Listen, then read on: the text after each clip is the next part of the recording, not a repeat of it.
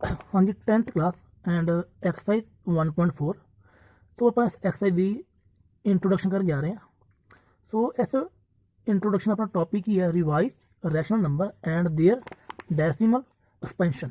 Okay, so ਆਪਾਂ rational number ਦੇ जो डेसिमल एक्सपेंशन है, डेसिमल एक्सपेंशन मीन जिवें कि ਆਪਾਂ 2/5 ਜਿਵੇਂ 2 ਨੂੰ 5 ਨਾਲ ਡਿਵਾਈਡ ਕਰੀਏ, 2 डिवाइड बाय 5 0 एंड 0.4। ओके, सो इस रैशनल नंबर में आप 0.4 की डेसिमल एक्सपेंशन में रीप्रजेंट करता। ओके, सो आप ये टॉपिक है जिसके बारे आप इंट्रोडक्शन या गलबात शुरू करनी है। सो टॉपिक शुरू करने तो पहले आप गल करते हैं रैशनल एंड इरैशनल नंबर बारे, इरैशनल नंबर बारे। ओके, सो फस्ट आप गल करते रैशनल नंबर। सो रैशनल नंबर में आप पी बाई क्यू की फॉर्म च लिख सकते हैं and Q not equal 0 and P Q का कॉमन फैक्टर अपना की है 1 होना चाहिए। ओके, सो रैशनल नंबर की जी फॉर्म है पी बाई क्यू फॉर्म होनी चाहिए है, क्यू नॉट इक्वल 0 होना चाहिए, पी क्यू का कॉमन डिवाइजर 1 होना चाहिए। जिमें एज एग्जाम्पल देखो जो आप 2/5 एग्जाम्पल लिखी थी। ओके, तो 2/5 के अकॉर्डिंग पी अपना कितना है 2 है, क्यू अपना कितना है 5 है। सो इट मीन 2/5 ये अपनी रैशनल नंबर की पहली कंडीशन सैटिस्फाई कर रही है। दैन क्यू नॉट इक्वल 0 मतलब डिनोमीनेटर 0 नहीं होना चाहिए। एंड ये वाला कंसैप्ट देखो कि पी तो क्यू का कॉमन फैक्टर 1 होना चाहिए। ओके 1, सो इट मीन 2 तो 5 का कॉमन डिवाइजर 1 है। So then it is rational number. Okay, so एक एग्जाम्पल होर देखो 6/12। ओके, सो 6/12 ये दोनों की है पी बाई क्यू फॉर्म च है, बट इन्होंने दोनों का कॉमन डिवाइजर 6 आप है। सो इन दोनों को आप पहले सॉल्व करेंगे, अपना आंसर है 1/2। सो दैन देखो 1/2 की हेल्प नाल ये फॉर्म अपनी की है रैशनल नंबर बन जाएगी। क्यों बनेगी देखो क्योंकि इन्होंने दोनों टर्मां का, इन्होंने दोनों नंबरों का जो कि कॉमन डिवाइजर की है 1 होना चाहिए। ओके, तो ये सी अपनी एग्जाम्पल रैशनल नंबर की। तो हम गल करते हैं इरैशनल नंबर बारे, irrational number. Okay, so irrational number की होंगे, इरैशनल नंबर वो होंगे जिन्होंने आप पी बाई क्यू की फॉर्म च नहीं लिख सकते, is not written in this form. Okay, इन्हों आप पी बाई क्यू फॉर्म च नहीं लिख सकते। सो मीन ये एक होर एग्जाम्पल है, डेफिनेशन है non terminating and non repeating. Okay, so जिन्हें कि एज आप एग्जाम्पल पहले भी गल की थी, ये एग्जाम्पल 1.1 2 3 4 5 6 7 8 9, फिर 1 2 3 4 5 6 7 9 8 कुछ इस तरह। ठीक है, मतलब कोई भी नंबर की रिपीट नहीं होना। ये देखो पहले की नंबर फर्स्ट को लेकर 9 तक ये पूरा एक पेयर बन गया। ठीक है, बट इतने इस पेयर गौर ना देखो फर्स्ट तो लैके 7 तक सेम ही है, बट जो 8 एंड 9 है ये की है इंटरचेंज हो गया। सो इस इंटरचेंज करके जो अपना पेयर है ये रिपीट नहीं हो सकिया। सो टर्म की बन गई non terminating and non repeating. Okay, so ये सी अपनी डेफिनेशन इरैशनल नंबर की। तो हम गल करते हैं रैशनल नंबर बारे, जो कि अपना टॉपिक ही है रैशनल नंबर ही है। तो टॉपिक ये वाला है रैशनल नंबर। तो हम आप ये बारे गल करते हैं कि रैशनल नंबर भी अपने दो तरह के होंगे हैं। सो फर्स्ट जो होंगे टर्मीनेटिंग, सैकेंड जो होंगे non terminating and repeating. Okay, so ये रैशनल नंबर की दो टाइप है, ये दोनों टाइप की डेसिमल एक्सपेंशन में आती है। दोनों टाइप का आती है डेसिमल एक्सपेंशन में आती है, रैशनल नंबर की डेसिमल एक्सपेंशन के आती है। ओके, मीन ये दोनों की डेसिमल एक्सपेंशन का एक पार्ट ही है। ठीक है, तो अपना टॉपिक भी यही है decimal expansion of rational number. तो टर्मीनेटिंग की है, टर्मीनेटिंग अपना की है वो वाले रैशनल नंबर, वो वाले रैशनल नंबर होंगे अपने जेडे कि आफ्टर डेसिमल की खत्म हो जाए, मतलब डेसिमल तो बाद वो कुछ पॉइंट ही होना। जिमें एज एग्जाम्पल देखो 4/5 है, ਸੋ ਆਪਾਂ ਇਹਨੂੰ 4/5 ਨੂੰ 4 ਨੂੰ 5 ਨਾਲ ਡਿਵਾਈਡ ਕਰੀਏ, ਸੋ ਆਪਣਾ ਆਂਸਰ 0.8 ਹੈਗਾ।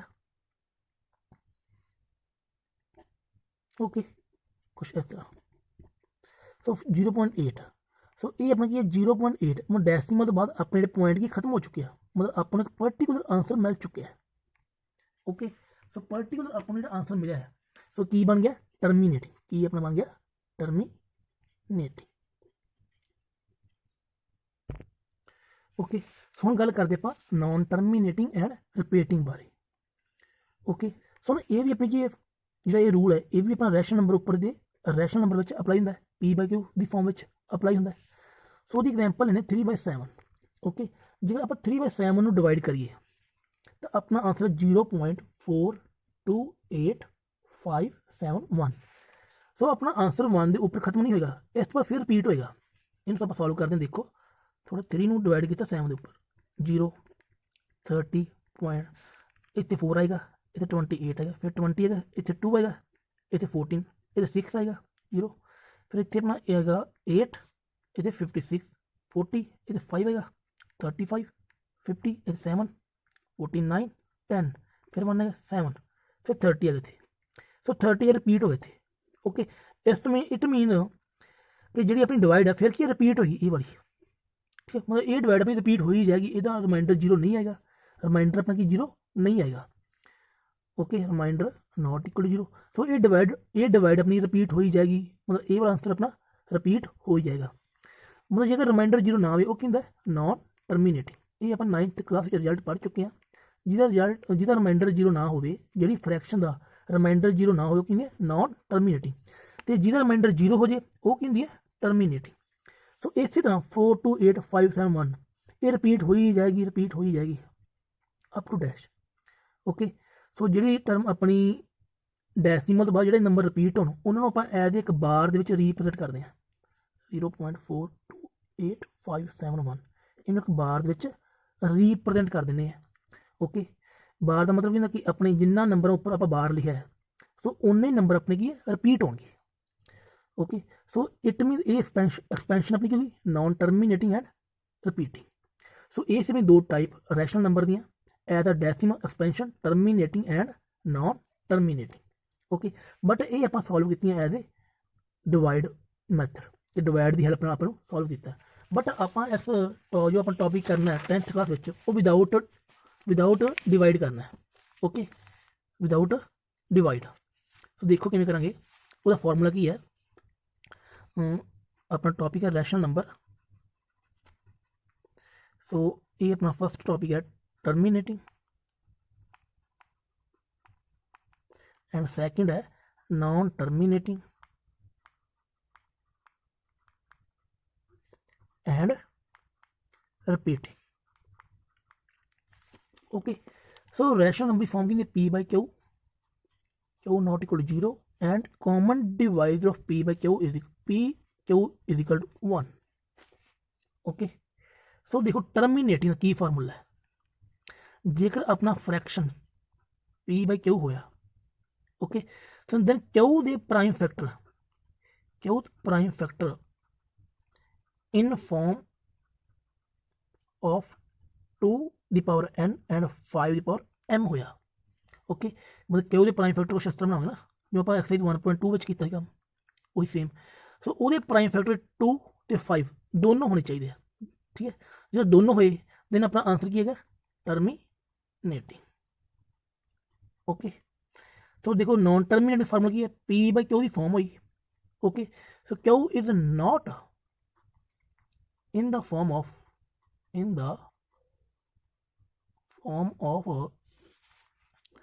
2 की पावर n एंड 5 की पावर m। ओके, सो जेकर Q दे प्राइम फैक्टर अपने Q prime factor not in the form of 2 की पावर n इंटू 5 की पावर m। ओके, सो की बन जाएगा non terminating and non repeating.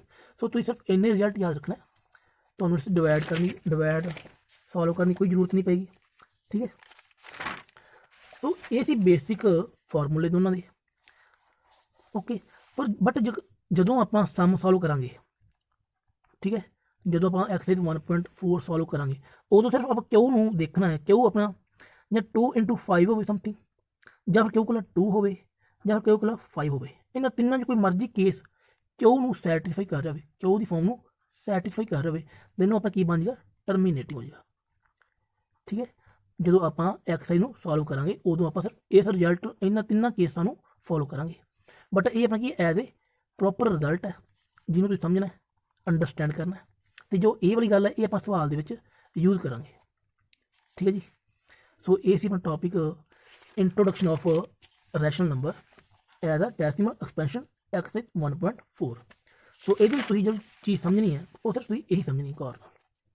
Okay, ਕਿਉਂਕਿ ਜੋ ਬਾਕੀ ਆਪ ਕੰਮ ਆਪਾਂ ਕੀਤਾ ਹੈ ਇਸ ਤਰ੍ਹਾਂ ਨੀਚੇ ਦੇਖੋ ਇਹ ਵਾਲਾ ਇੱਕ ਵਰਕ ਜੋ ਕੀਤਾ ਨਾ, ਇਹ ਆਪਾਂ ਐਜ਼ ਅ ਡਿਵਾਈਡ ਮੈਥਡ ਕੀਤਾ, ਐਜ਼ ਅ ਡਿਵਾਈਡ ਮੈਥਡ ਜੋ ਕਿ ਕਲਾਸ 9th ਵਿੱਚ ਵੀ ਯੂਜ਼ ਕਰ ਚੁੱਕੇ ਹਾਂ।